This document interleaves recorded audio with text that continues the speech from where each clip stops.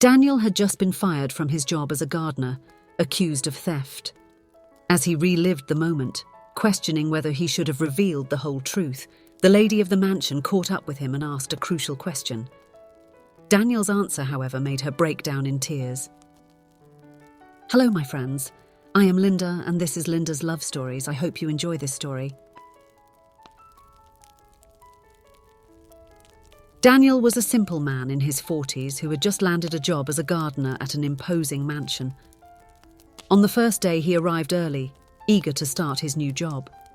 While tending to the roses in the front garden, he noticed an elegant woman leaving the house. She appeared to be around 40 years old, with long brown hair and a beautiful face, but she carried a melancholic expression. In the following days, Daniel became familiar with the mansion's routine. He discreetly observed the residents and staff, trying to understand the dynamics of the place. One day, while pruning the shrubs, he overheard two employees talking. "Poor Mrs. Megan, it's not easy raising Zachary alone after her husband abandoned her," said one of the maids. "Well, it's been a year since he left with that younger woman. The boy was outraged," the other replied. Daniel was intrigued by that story. He continued his work, but now he paid more attention to the lady of the house, Megan, and her son Zachary, a 13-year-old teenager who used to skate around the yard with a sullen face. A few weeks went by, and Daniel was already well adjusted to the job. One sunny afternoon, while watering the flowers, Megan approached him for the first time. "Hello, you must be the new gardener," she said with a shy smile. "Yes, ma'am. My name is Daniel. Nice to meet you," he replied politely. "The flowers look beautiful, Daniel. You've done a great job," praised Megan. "Thank you, ma'am. I love taking care of plants. They respond well to care," said Daniel. That casual conversation about the garden was the beginning of a friendship. In the following days, Megan began to take walks in the garden in the late afternoon, always stopping to chat with Daniel. At first, they only talked about the plants and the weather, but gradually the topics became more personal. "You know, Daniel, sometimes I feel suffocated in this enormous mansion," Megan confided one afternoon. "I understand, ma'am. Sometimes large places can make us feel small," he replied wisely.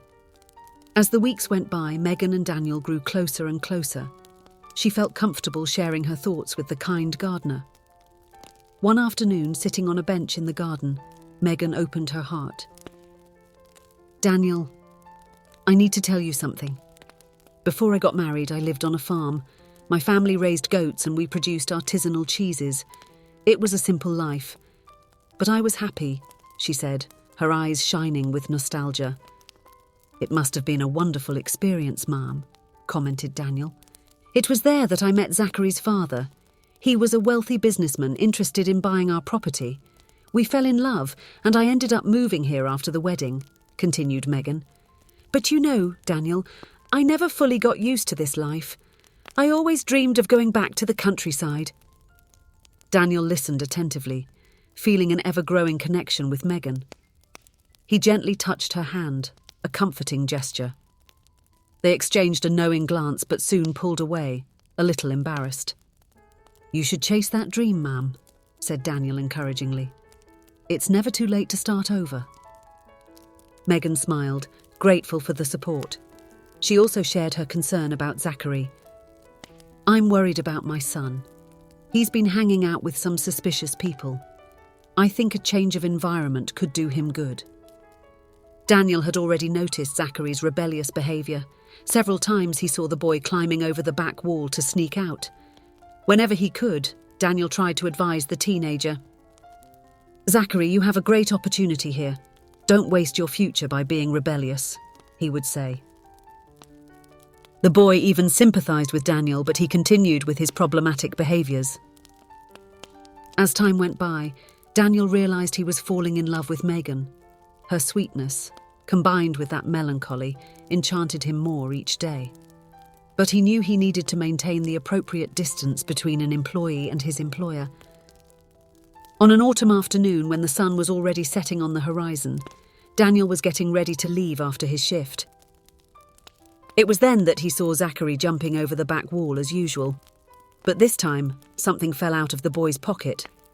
a small box. Daniel approached and picked up the object.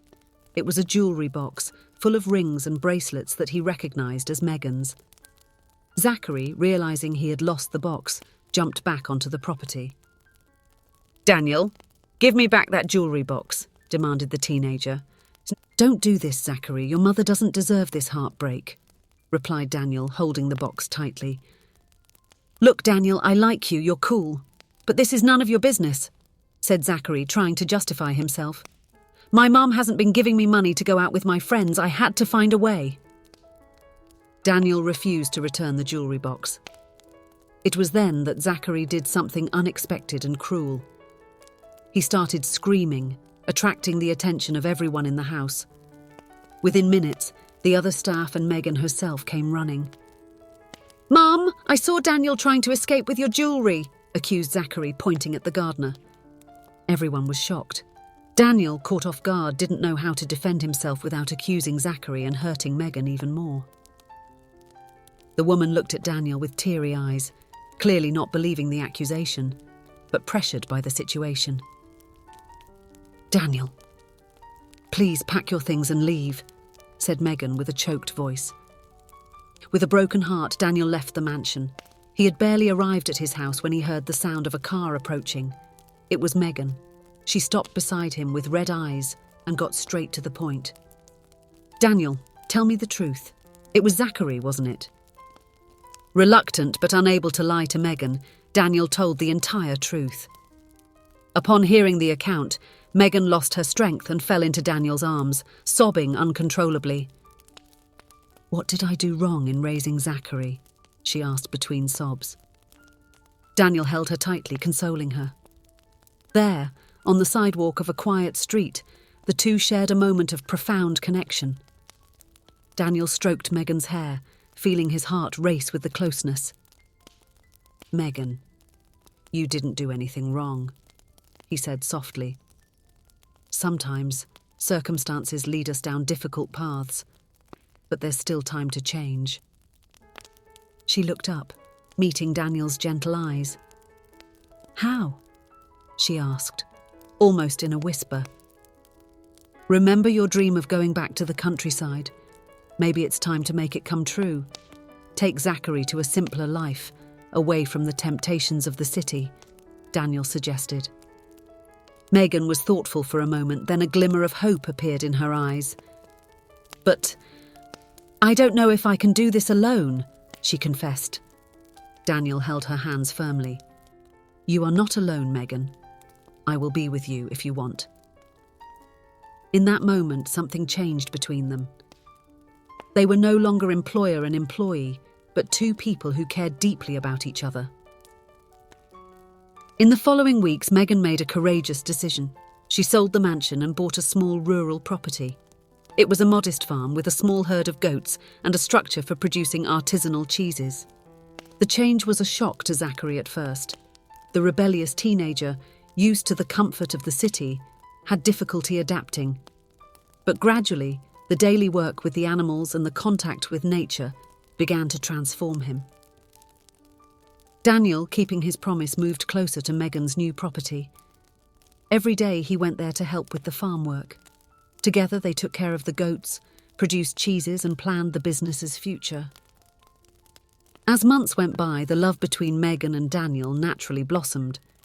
It was no longer a relationship between employer and employee, but a partnership based on mutual respect and genuine affection.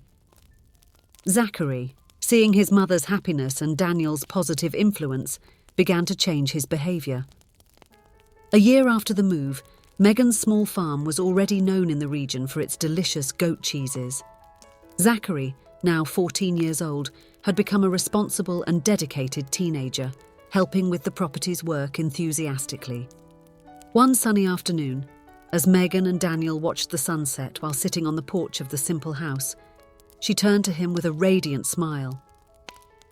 "Daniel, you were right. Sometimes we need a simpler life to find our true essence."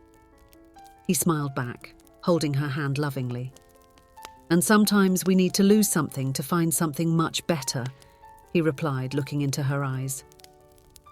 At that moment, With the sound of goats in the background and the smell of fresh cheese in the air, Megan felt that she had finally found her place in the world. Next to Daniel, and with Zachary happy and healthy, she realized that true wealth was not in the mansion she had left behind, but in the simple and love-filled life she now lived.